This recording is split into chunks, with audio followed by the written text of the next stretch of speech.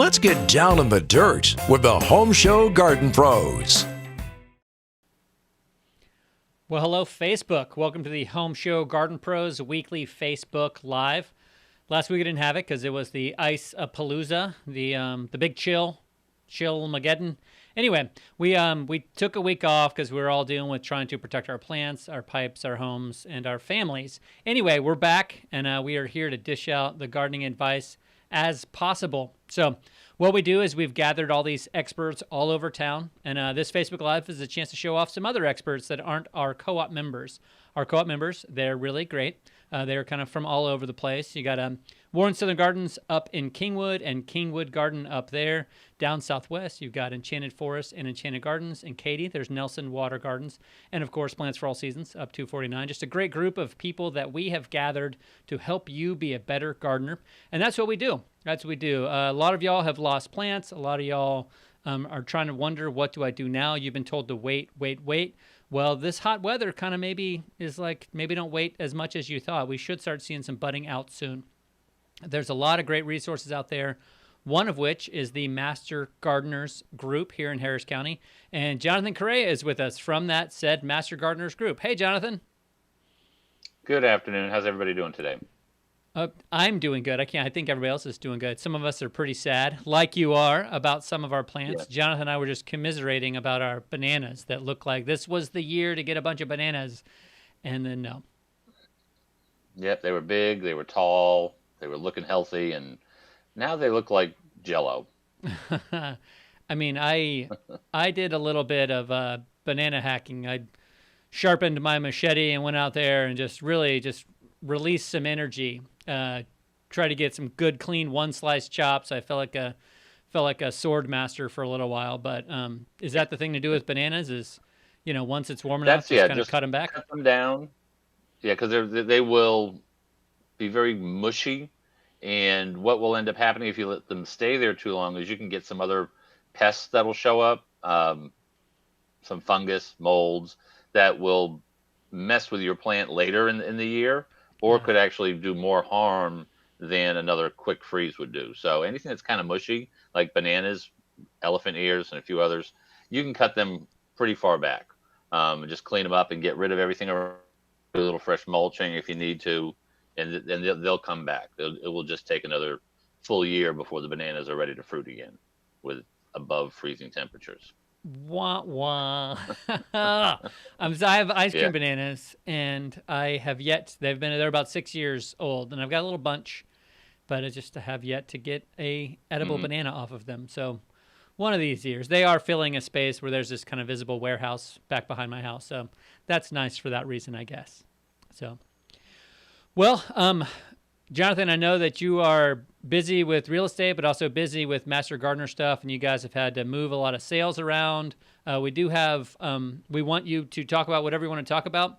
I know that basically the best move is to maybe send people to y'all's website for all of the sales and stuff like that. It's a great website. It's very simple. It's hcmga.tamu.edu. Harris County Master Gardener Association .texas.a&m.education. Seems kind of long, but if you Google it, if you just Google Harris County Master Gardeners, we're always the number ones up there. It's so simple. It's Manu to Master Gardeners. .com. Yeah. No, I'm just kidding. Google Harris County Master Gardeners. Yes. That's what I always do. Yeah. Honestly, that's what everybody's doing now. You don't even have to tell people the name of something. And we still have a sale going on. Yeah. Sorry. We still have a sale that's going on until March 5th. You can pick it up on March 20th.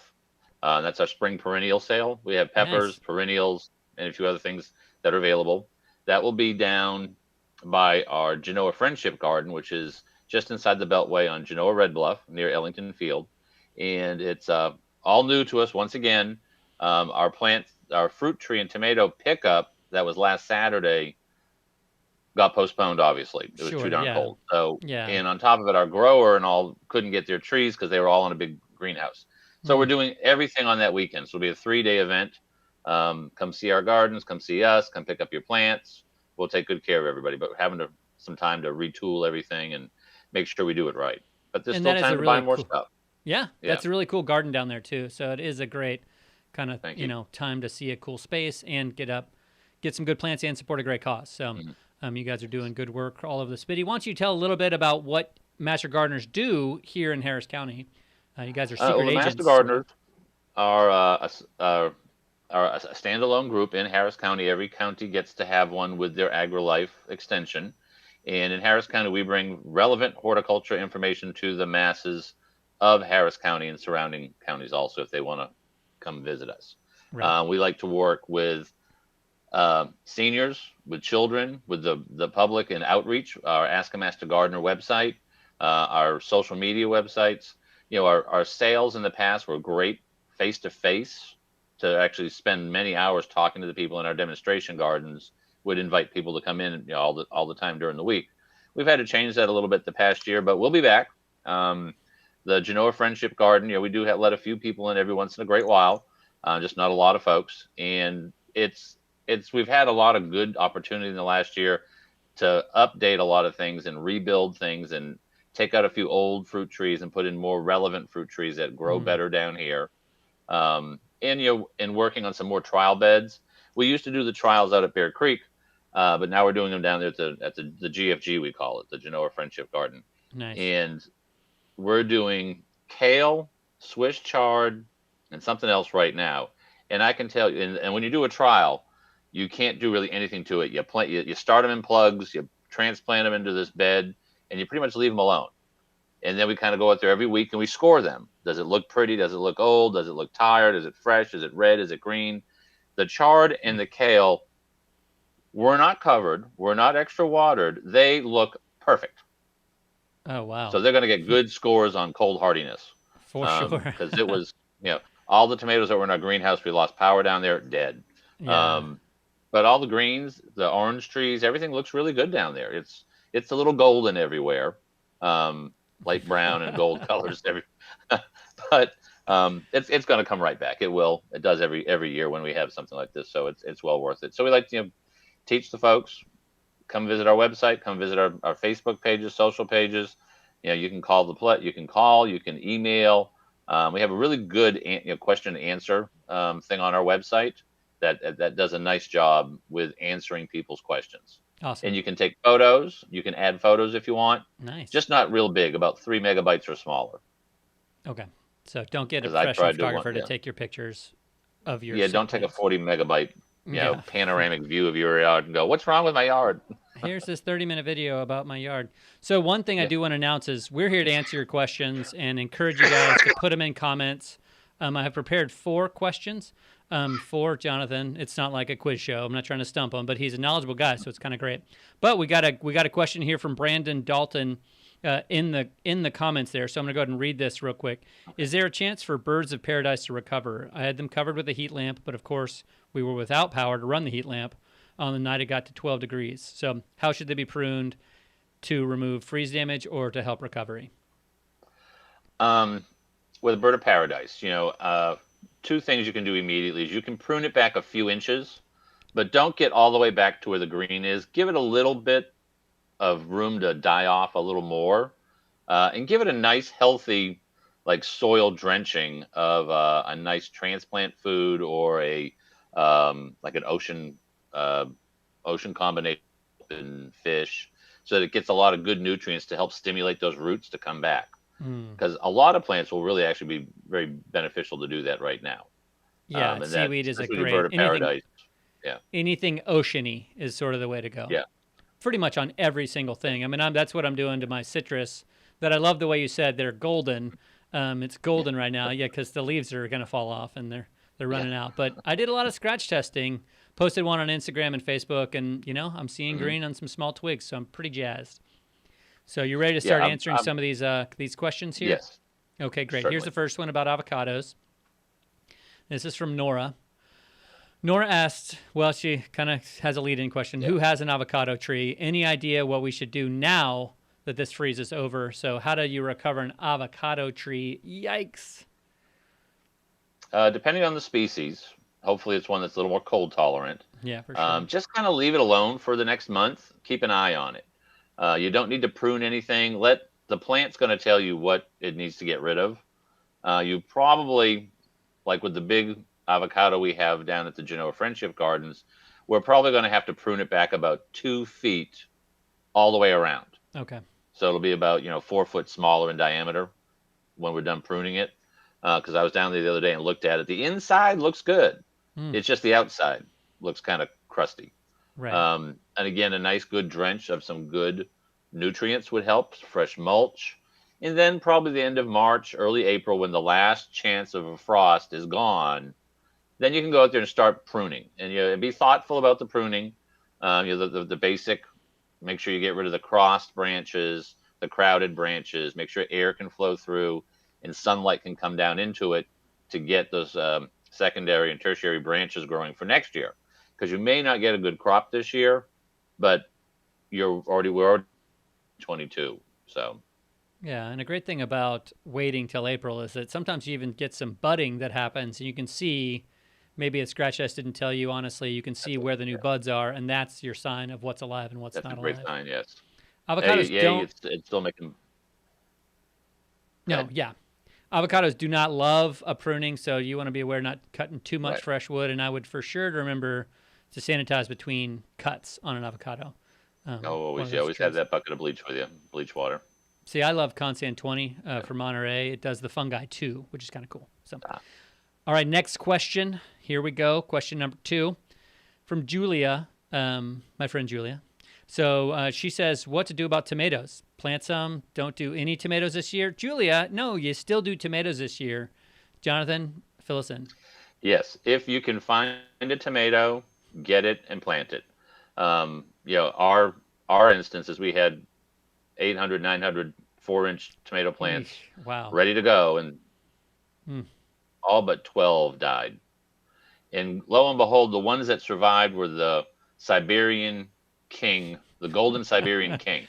Well, there you So I guess go. they're living up to their name. They seem to last through most of that cold weather. Well, that sounds like Um, a great fall they're going to tomato, be though. hard to find, but I can imagine any of the growers that have more than just the Houston area are probably taking those tomatoes from further north that aren't quite ready yet and shipping them down here and starting new for Tennessee and Illinois and New England gardens. But you'll still find some because some of the growers that we talked to did okay. Some did not. It just depends on how long they lost power and how actually cold it got while they had no power. But yeah, if you can find a tomato, plant that tomato. It'll be the best tomato you ever had It would be because your certainly neighbors won't have precious. any. Yeah. Sad story for me. I dug up 2 of my tomatoes that I already had planted. They were nice and big. Took them inside. They did great. Brought them back out, and then on the Beefmaster, I broke the stem while I was planting it. It's Oh so gosh. I was so Yeah. sad. I didn't cry, but that's all you guys need to know about that. Exactly. We do And have a and video and when coming you on later about how deep to plant them, paying attention to a few things with planting tomatoes, but definitely I like that you're saying if you can find it, get to your local garden yeah, shop and get tomatoes because it's going to be a supply issue this year. So I'd get it's going to on be a them. supply issue. And if you see some that you may not have had before that are more heat tolerant, they might be a good chance this year to Mm, use because those usually don't come out till a little later anyways, mm. and they will last into the summer. I did 4th of July's Tropic and another one last year, I think San Marzano. And I was having fresh tomatoes, not a lot, but every week, 2 or 3 tomatoes every week up That's until awesome. August. Yeah, in July, that's really wonderful. That's awesome. Yeah. All right, question number 3. Here we go. Ooh, it's a long one. From Royce. Whew. Roy says, not freeze related. I have very few spots in my yard. I need medium trees. I don't have room for oaks due to septic lines. I would like Hmm. a few evergreen and a few deciduous in different places. Would prefer native or at the least very well adapted. So just, I guess, rattle off some great middle-sized trees for Royce. For some middle-sized landscape trees, there's a few good ones that you can get. A Chinese pistache, what is that?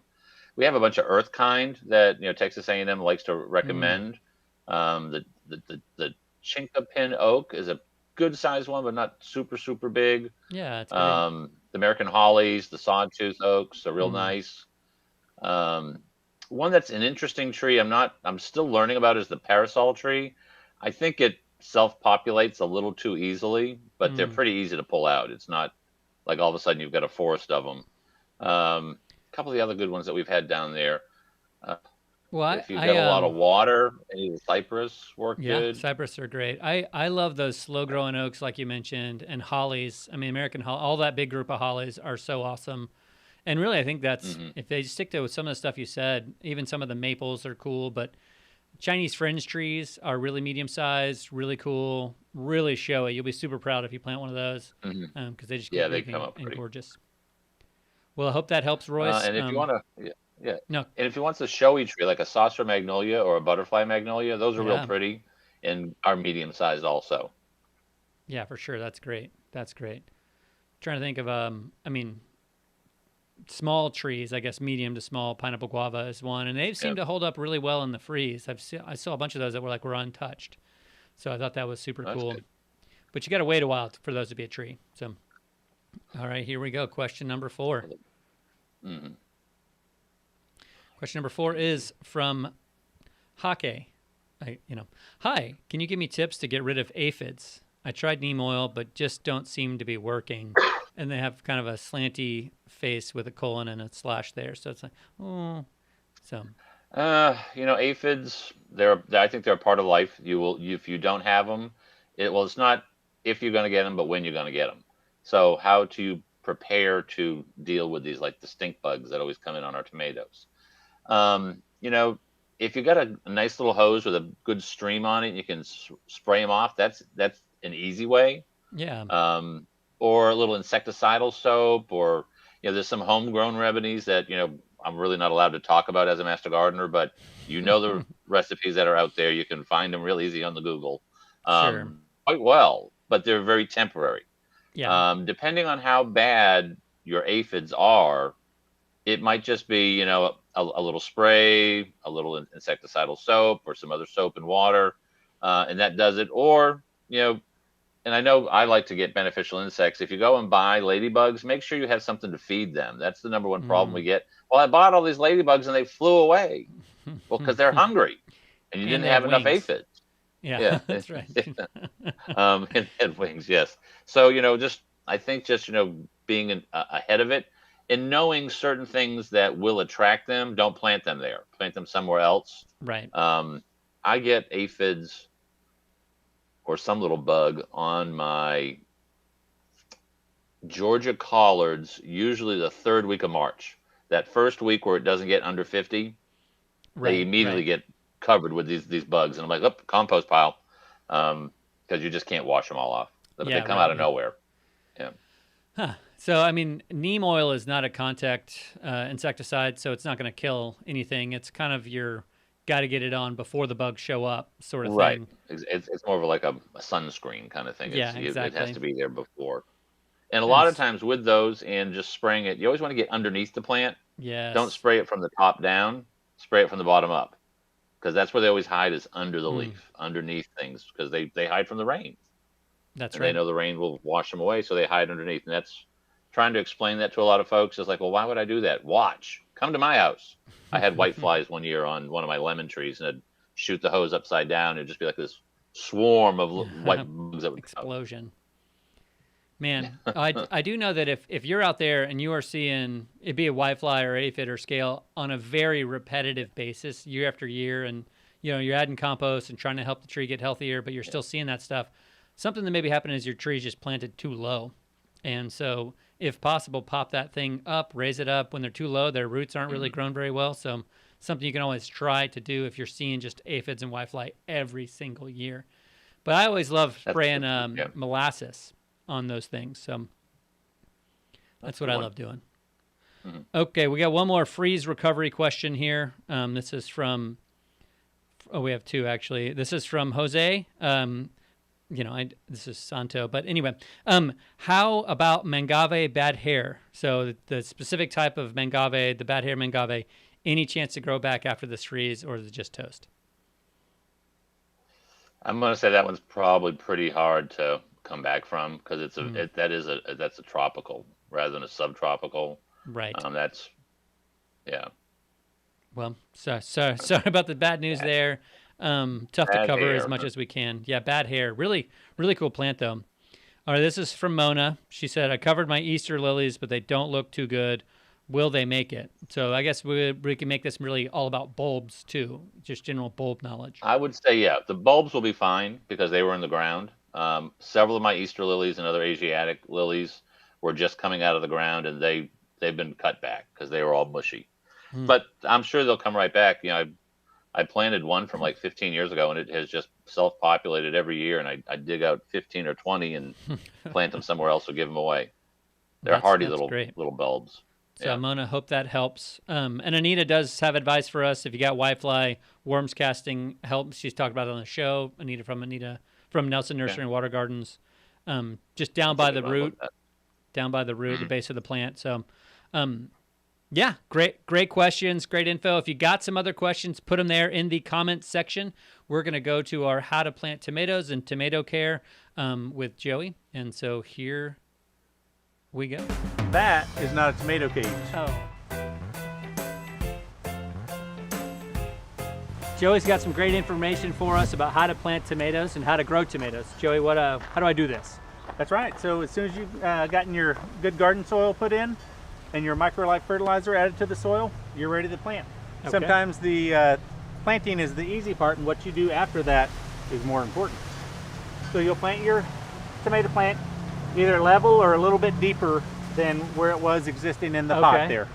So you got two little buddies on yours and I only have one on mine. That's okay? That's okay. Sometimes there's two seeds in the pot, and just let it do its thing. All right, here we go. I'm gonna go real deep. Now I know I always kind of, massage the roots a little bit. Should I pinch this off? You should, yeah. If you're gonna, a lot of times when you plant them deep, if they're tall, they'll put out roots along the sides, Okay, so and I'll that'll take just this leaf make off. a healthier root system. Yep, Okay. take that As little deep one as off. I can go down there. Yep, And I'll just kind of cover it up. I got it pretty deep. you did good. And I know tomatoes need structure. That's so right. I brought a tomato cage. Check this out. I'm ready to go. That is not a tomato cage. Oh, this is The smaller ones are more for peppers, eggplants, things of that sort. Okay. Really, you need at least a 48-inch tomato cage to support the big weight of all the tomatoes that you're going to have. Wow. And you can even use something decorative Okay. like this one. So even a pretty one like that can work because it has the support, has the structure, and kind of guides. Wow, that's really pretty too. Yep, not bad. Not bad. And then we follow up with some good fertilizer, and then we're good to go. Good to go. Awesome. Ready for- Thanks, Joey. Great word there. Good thoughts on it. Your tomatoes are going to get huge. You want a big tomato cage and plant them deep. That's what I got, really. So good stuff. Jonathan, any other tomato tips for folks? If they get a little too tall, you can lay them down on their side and make like a trench and then bend them up a little bit. And they will do just as fine, if not even better, because they'll have all that stem to build a root system with. Yeah, that is, and what we that is do in how the I garden, broke my beef master. yeah, got to be very careful. I know. But then we use goat wire, 4-inch goat wire that comes in like a 200-foot long roll, and we unroll it and we cut it 4 or 5 feet, and they make great tomato cages. They also are really versatile because for a frost, if your tomatoes aren't out, you don't make them a circle, you leave them as big hoops, and they easily put frost cloth over them with little clips. Nice. Well, that's great. Yeah, and you get that whole tent thing that people need to do instead of the lollipop Blankets and, that you see sometimes. Yeah. Well, Jonathan, thanks for dishing out great information. Great job answering the questions as always. One last question. Lawns. Do you think lawns are going to kind of recover pretty well, or is there going to be a lot of resodding this year? What I've seen right now is you know exactly where the weeds are. Because your Augustine and the Bermuda is all gray or brown, but that burr clover is still bright green. And of course, oxalis and that Velcro weed, it looked at that cold weather and said, not today. It's amazing how some things are just melted. And then here's that little Velcro plant. I can't remember what it's called right now, but it's fine. The burr oak, the burr clover is everywhere. I can see it in the sidewalks everywhere. It looks perfectly green. The oxalis didn't even have a problem. It came right through everything. So at least you know where the weeds are. If you want to go out and all treat mine them, melted into a mat. All the oxalis at my house. Oh, really? Yeah, just kind of like it made this white mat. So it was pretty easy to rake up. And a lot of it even pulled out the roots down there. I was like, Oh, whoa, that's unexpected. good news. Yeah, right. That was great news. And then Dallas grass really took a hit. So people that have Dallas grass in the lawn, I noticed that did not weather well. But probably they'll all come back for their roots. You know how these things are. They're survivors. So, hey, well, thanks so much. Everybody check out Harris County Master Gardeners. Learn how to join. Learn how to become a Master Gardeners. The more Master Gardeners we get in the world, the better the world is. So you guys are doing a great job. And buy some plants from them. They're doing good work. Thank you very much. You bet. Well, this has been our Facebook Live. Tune in this Saturday, 7 a.m. to 9 a.m. We will be there answering gardening questions, on Sports Radio 610. See you on Saturday.